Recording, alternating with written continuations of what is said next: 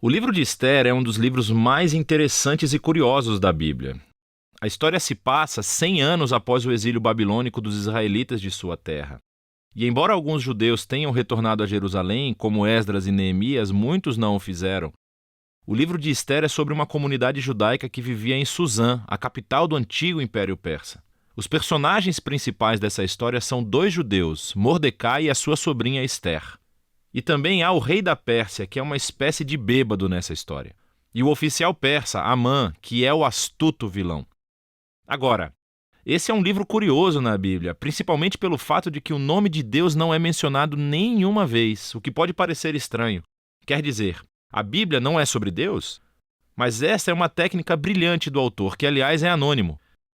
É um convite para ler essa história em busca do mover de Deus. E há sinais disso em todo lugar. A história é cheia de coincidências muito estranhas e inversões irônicas, e tudo isso força você a ver o propósito de Deus por trás de tudo. Vamos nos aprofundar na história. O livro começa com o rei da Pérsia fazendo 2 banquetes elaborados que duram um total de 187 dias. E é tudo pelo propósito grandioso de exibir a sua grandeza e esplendor. No último dia do banquete, ele está muito bêbado e exige que a sua esposa, a rainha Vasti, apareça na festa para mostrar a sua beleza. Ela recusa, e assim, em uma fúria embriagada, o rei destitui Vasti e faz um decreto muito bobo de que todos os homens persas devem ser agora os donos das suas próprias casas. Então ele realiza um concurso de beleza com o objetivo de encontrar uma nova rainha. Isso é como uma novela muito ruim, mas é aqui que conhecemos Ester e Mordecai. Ester esconde a sua identidade judaica, entra no concurso de beleza e vence. E o rei fica tão obcecado com Ester que ele a exalta para se tornar a nova rainha da Pérsia. Depois disso, e de forma acidental, acontece de Mordecai ouvir 2 guardas reais conspirando para assassinar o rei. E assim ele informa Ester, que por sua vez informa ao rei, e Mordecai recebe crédito por salvar a vida do rei. Desde o começo, Deus não é mencionado em nenhum lugar. Mas tudo isso parece providencialmente ordenado. O que é que Deus está fazendo? Você precisa continuar lendo. A seguir, somos apresentados a Amã, que na verdade não é persa. Ele é chamado de Agagita. Ele é um descendente dos antigos cananeus. Lembre-se de 1 Samuel capítulo 15. O rei eleva Amã à posição mais alta do reino e ele exige que todos se ajoelhem diante de Amã. Bem, quando Mordecai vê Amã, ele se recusa a se ajoelhar, o que naturalmente enche Amã de raiva. E quando ele descobre que Mordecai é judeu, Amã convence o rei com sucesso a fazer um decreto louco para destruir todo o povo judeu. E para decidir a data da aniquilação dos judeus, Amã joga os dados. Um dado é chamado Pur, em hebraico. Guarde isso para mais tarde. 11 meses depois, no dia 13 de Adar, todos os judeus morrerão. Amã e o rei então fazem um banquete para celebrar a sua decisão, que foi realmente terrível.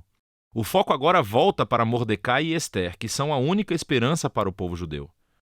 Eles criam um plano onde Ester revelará sua identidade judaica ao rei e pedirá que ele reverta o decreto. Mas aproximar-se do rei sem um pedido real é, segundo a lei persa, um ato que merece a morte. Assim, em uma declaração importante, Mordecai está confiante de que, mesmo que Ester permaneça em silêncio, a libertação para os judeus virá de outro lugar. E então, Mordecai se pergunta em voz alta, e ele diz, quem sabe? Talvez você tenha se tornado rainha para um momento como este. Ester responde com coragem e tenciona ir ao rei com suas palavras incríveis. Se eu perecer, pereço. Sabendo o que acontece, observamos a inversão irônica de todos os planos malignos de Amã. Então, Ester realiza um primeiro banquete para o rei e Amã, e diz que quer fazer um pedido especial para ambos em um banquete exclusivo no dia seguinte. Então Amã deixa o banquete totalmente bêbado e vê Mordecai na rua. Ele está enfurecido e ordena que uma lança de madeira bem alta seja construída para que Mordecai possa ser morto nela pela manhã. E quando parece que as coisas não podem piorar mais para os judeus e para Mordecai, de repente a história muda. Acontece que naquela noite o rei não consegue dormir e escolhe as crônicas reais para leitura na hora de dormir. E ele acaba ouvindo sobre como Mordecai salvou a vida do rei. Ele tinha esquecido completamente. Então, pela manhã, Amã aparece para pedir a execução de Mordecai. E o rei, nesse momento, ordena que Amã honre Mordecai publicamente por salvar a sua vida. Então, agora Amã tem que levar Mordecai pela cidade em um cavalo real, pedindo a todos para louvá-lo. Este momento na história é um pivô para todo o livro. E assim começa a queda de Amã e a ascensão de Mordecai ao poder. Veja como funciona.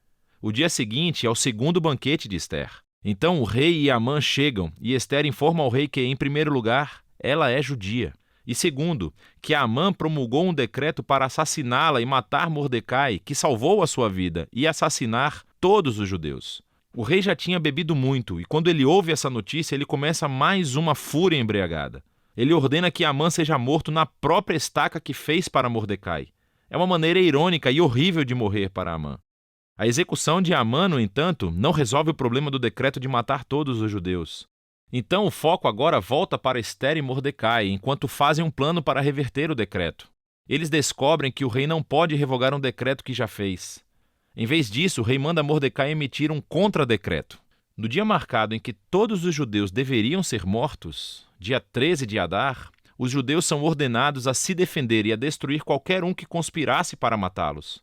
Então, Mordecai, Ester e os judeus em todos os lugares fazem banquetes e festas para celebrar esse novo decreto, e Mordecai é colocado em um assento ao lado do rei. Por fim, chega o dia do decreto, e os judeus triunfam sobre os seus inimigos. Primeiro, eles destroem a família de Amã e depois qualquer outro oficial persa que tenha se juntado à conspiração de Amã. E, no dia seguinte, eles têm permissão para destruir qualquer um que conspirasse contra eles em todo o reino. Isso resulta em alegria e celebração quando os judeus são resgatados da aniquilação. A história conta como Ester e Mordecai estabeleceram por decreto essa festa anual de 2 dias em Purim para comemorar sua libertação da destruição. E o nome da festa vem dos dados de Amã. Lembre-se, Purim. O livro conclui com um breve epílogo sobre como Mordecai é elevado à posição de segundo em comando no reino. E somos informados de sua grandeza real e esplendor à medida que os judeus prosperam no exílio. Agora afaste-se. Observe como toda essa história foi criada. A história estava cheia de momentos de inversão irônica, mas agora podemos ver toda ela estruturada como uma inversão irônica, até nos detalhes. Assim, o esplendor, banquete e decretos do rei são refletidos no esplendor, banquetes e decretos de Mordecai no final. Ester e Mordecai primeiro salvam o rei e agora salvam todos os judeus. Depois, você tem a elevação de Amã, seguido dos seus éditos e banquetes, que são invertidos pela elevação de Mordecai, seguido pelo seu édito e banquete. E no meio da estrutura da história, você tem as cenas de planejamento de Ester e Mordecai. E depois temos os 2 banquetes de Ester que emolduram o maior momento da inversão em toda a história, a humilhação de Amã e a exaltação de Mordecai. Outra característica fascinante desse livro é a ambiguidade moral dos personagens. Há muita bebida, raiva, sexo e assassinato dos quais Mordecai e Ester fazem parte. Fora a violação de muitos mandamentos da Torá, como casar com gentios e comer alimentos impuros. E a história não coloca Mordecai e Ester como exemplo moral, como se endossasse todo o seu comportamento. Mas eles são apresentados como modelos de uma vida de confiança e esperança, quando as coisas começam a dar errado. E assim, o livro de Ester volta à questão com a qual começamos: por que Deus não é mencionado?